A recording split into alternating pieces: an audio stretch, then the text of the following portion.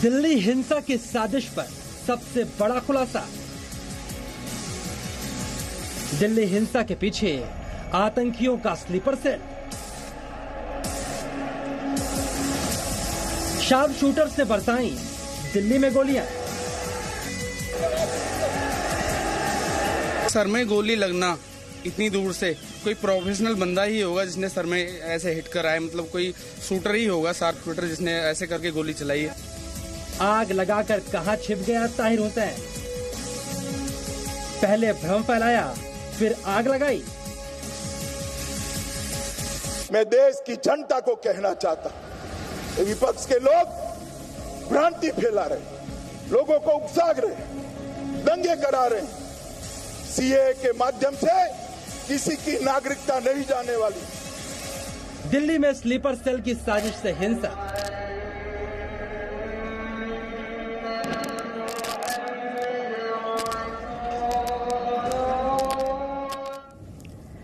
नमस्कार, जी न्यूज पर आपके साथ मैं अदिति त्यागी। तो दिल्ली में दंगों की आग तो बुझ चुकी है। दंगों की आग बुझने के साथ दंगे के पीछे की साजिश के तारों के सुलझने की भी शुरुआत हो चुकी है और इन्हीं तारों के सुलझने के साथ एक के बाद एक ऐसे खुलासे हो रहे हैं जिनसे ये साबित होता है कि ये दंगा अचानक शुरू नहीं हुआ। सोच समझकर पूरी प्लानिंग के साथ दंगों की साजिश रची गई। जी न्यूज को जो जानकारी मिली उसके मुताबिक इस दंगे के पीछे आतंकी संगठनों के स्लीपर सेल का हाथ है। दंगों को भड़काने के लिए स्थानीय अपराधियों की मदद लेने का भी खुलासा हुआ है। सुरक्षा एजेंसियां अब इस साजिश की तह तक जाने की तैयारी कर रही हैं।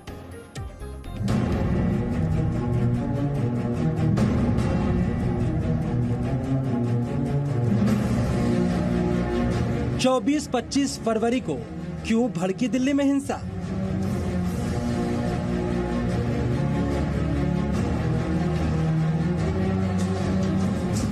क्या 36 घंटे हिंसा का चरम पर रहना इत्तेफाक था?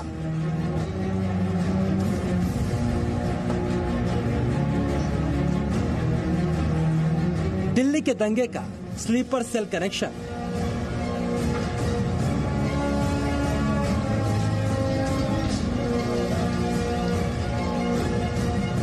दिल्ली में हिंसा की आग तो बुझ गई और अब सुरक्षा एजेंसियां साजिश के तारों को खोलने की कोशिश में जुट गई हैं। देश की राजधानी दिल्ली में अचानक क्यों भड़की हिंसा की आग और अमेरिका के राष्ट्रपति डोनाल्ड ट्रंप के दौरे के साथ चरम पर पहुंची हिंसा उनके जाने के बाद अचानक खत्म कैसे हो गई? क्या डोनाल्ड ट्रंप के दौरे का इस हिंसा से कोई कनेक्शन है? क्या ट्रंप के दौरे के बीच में जानबूझकर देश के बाहर रची गई थी हिंसा भड़काने की साजिश?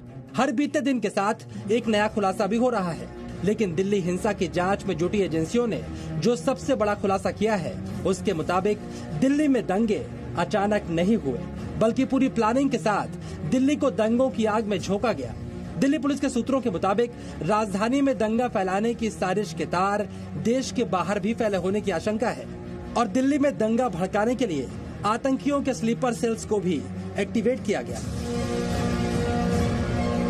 दिल्ली में जिस तरह से गोलियां चली हैं उसे देखकर पुलिस को लगता है कि दंगों की तैयारी पहले से ही की गई थी। जिस तरह के हथियारों का इस्तेमाल किया गया है उसे देखकर पुलिस को शक है कि दंगों के पीछे पेशेवर गैंगस्टर और स्लीपर सेल की भूमिका भी हो सकती है। दिल्ली पुलिस की क्राइम ब्रांच इस एंगल से भी जांच कर रही है। कुल 80 से ज्यादा लोगों को दंगों के दौरान गोलियां लगी हैं। दिल्ली पुलिस ने 46 देसी कट्टों के साथ 3 लाइसेंसी पिस्टल और 46 कारतूस बरामद किए हैं। दिल्ली पुलिस की क्राइम ब्रांच अब सीसीटीवी फुटेज और मोबाइल फुटेज के जरिए ऐसे गैंगस्टर और शूटर्स को आइडेंटिफाई करने की कोशिश कर रही है जो इस दंगे के दौरान पूरी तरीके से दिल्ली में एक्टिव रहे थे। सूत्रों के मुताबिक उत्तरी पूर्वी दिल्ली के जिन इलाकों में हिंसा सबसे ज्यादा हुई वहां पर आतंकियों के स्लीपर सेल मौजूद थी। डोनाल्ड ट्रंप की यात्रा के दौरान इन्हें सक्रिय किया गया। गोली लगने से 13 से ज्यादा मौतें होना भी आतंकी साजिश का संकेत माना जा रहा है। इसके अलावा दिल्ली के दंगों में पीएफआई की भूमिका की भी जांच की जा रही है। दिल्ली हिंसा के पीछे साजिश की आशंका इसलिए भी की जा रही है क्योंकि दंगों के दौरान खुलकर असलहों का इस्तेमाल किया गया। हिंसा में किस तरह खुलकर फायरिंग की गई इसका अंदाजा इस बात से लगाया जा सकता है कि 93 से ज्यादा लोग गोलियों से घायल हुए हैं, दिल्ली पुलिस ने 36 लोगों को आर्म्स एक्ट के तहत गिरफ्तार किया है। पुलिस ने 36 देसी पिस्टल, 3 पिस्तौल और 46 गोलियां भी बरामद की हैं। अब तक की जांच में हिंसा की साजिश से जुड़ी जो बड़ी बातें सामने आई हैं, उनके मुताबिक दंगों के लिए अपराधियों को हायर किया गया, दंगों के लिए पहले से हथियार जुटाए गए, अवैध असलहों का जमकर इस्तेमाल किया गया। दिल्ली के बाहर से आए लोग भी हिंसा में शामिल थे। सोशल मीडिया से भड़काऊ मैसेज भेजकर हिंसा को और ज्यादा भड़काया गया। सबसे खास बात, भड़काऊ बयान देने वाले सोशल मीडिया अकाउंट पाकिस्तान और खाड़ी देशों से ऑपरेट हो रहे थे। जी न्यूज को ऐसी जानकारी भी मिली है कि भारी संख्या में हथियार लेकर दिल्ली के बाहर से आए लोगों ने दिल्ली में दंगा किया।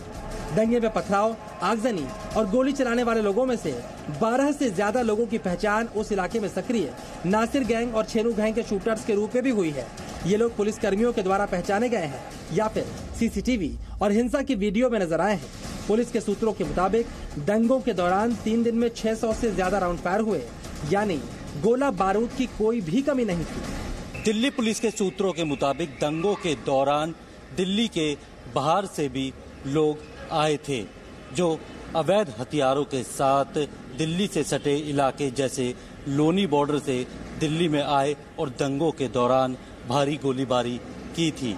अपने साथ अवैध असला लेकर वो दिल्ली में दाखिल हुए और दंगों के दौरान उन्होंने काफी नुकसान लोगों को पहुंचाया। पुलिस उस एंगल से भी और उन गैंग्स के बारे में भी पता लगाने की कोशिश कर रही है जो दिल्ली के बाहर से अवैध हथियारों के साथ दिल्ली में आए और उन लोगों ने अवैध हथियारों और कारतूसों की सप्लाई भी दिल्ली में मौजूद दंगों के दौरान गैंग्स को की थी।